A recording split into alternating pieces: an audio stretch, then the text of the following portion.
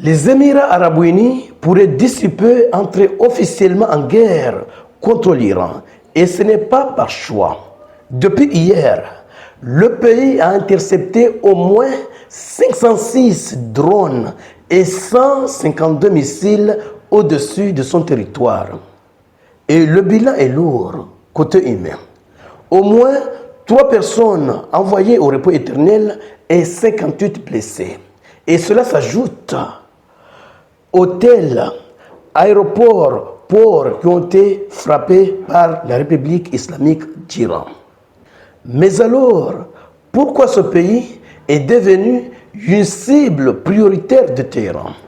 Reste avec moi pour bien comprendre. Parce que tout ça n'a rien d'un hasard. Je vais vous donner un exemple avant d'entrer en profondeur de ce qui se passe.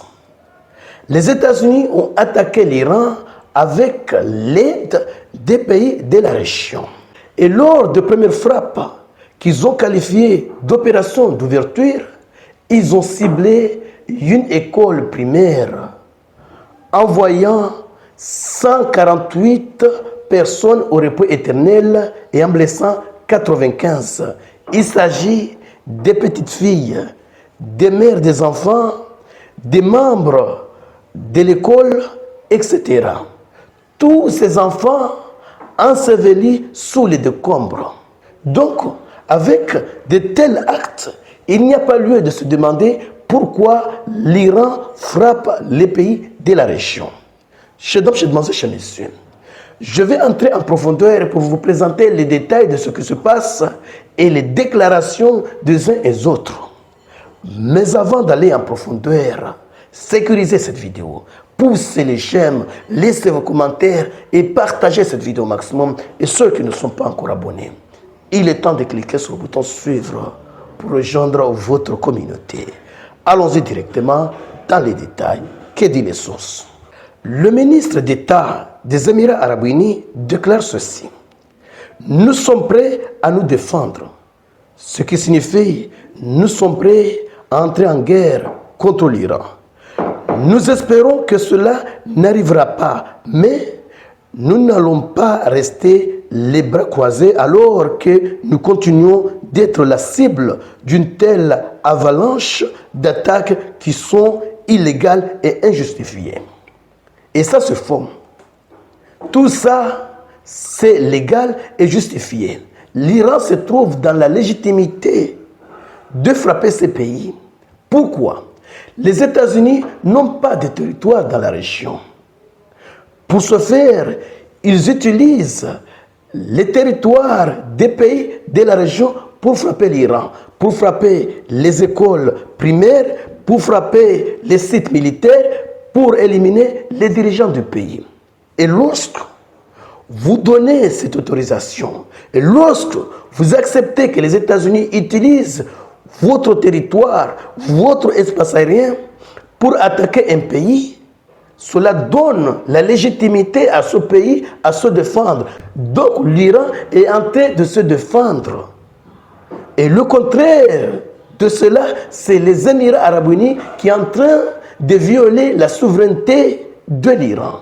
Parce que ce n'est pas l'Iran qui a commencé, l'Iran est en train de se défendre simplement. Et puis, il se vante.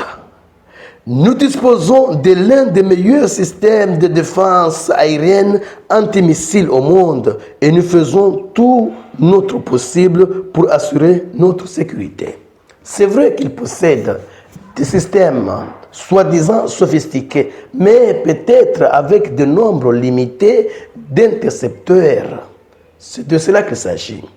L'Iran qui fait front contre Israël et les États-Unis, même si un petit pays comme les Émirats arabes unis entre en jeu, cela ne va rien changer. D'ailleurs, cela donnera la légitimité réelle à l'Iran de frapper vraiment ce pays. Comme ça, ce pays ne va jamais oser accepter que notre pays utilise son territoire pour agresser un autre pays. Parce que voilà où se trouve le problème. Certains pays aident, financent, autorisent d'autres à attaquer d'autres pays. Mais parce ils ne sont pas attaqués, qu'ils continuent à faire la même chose à chaque fois. Mais si ces pays seraient tout le temps attaqués, ils allaient au moins réfléchir, ils allaient au moins goûter ce que les autres goûtent. Si les Émirats arabes unis osent entrer en guerre, ça sera lui le perdant.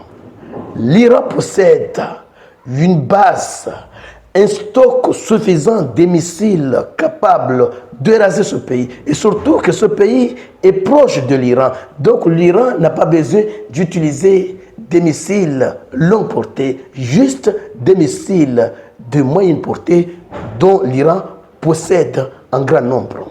L'Iran pourrait tout détruire, même le Burj Khalifa. C'est pourquoi vous voyez que ce pays hésite. Et les menaces des Émirats arabes unis ne feront pas plier l'Iran. Parce que l'Iran sait ce qui se passe. Il sait très bien que si les États-Unis ont attaqué, c'est parce que Israël le voulait.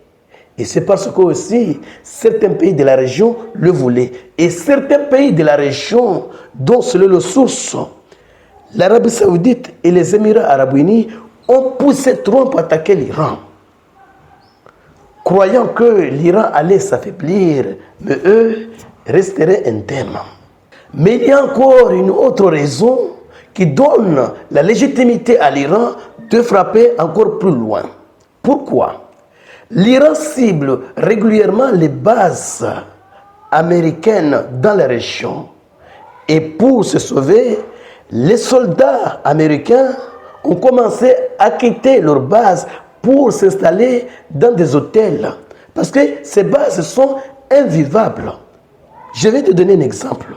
500 drones et 152 missiles pour les Émirats arabes unis.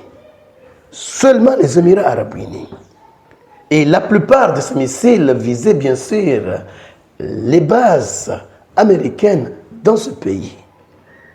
Et ça, c'est pour, je crois, en 24 heures. Imaginez si cela continue durant une semaine. Ces bases seront inutilisables et personne n'a besoin de partir au repos éternel de manière anticipée. Et en plus, la plupart du personnel de ces bases ne font rien contre ce qui se passe en Iran parce que c'est l'aviation qui se bat contre l'Iran. Donc, les soldats qui sont sur les missions spéciales terrestres n'ont rien à faire avec ça. Peut-être les forces aérospatiales qui lancent des missiles. Donc, certains de ces membres n'ont rien à faire dans ce base. Donc, raison pour laquelle ils ont commencé à prendre la poudre d'escampette.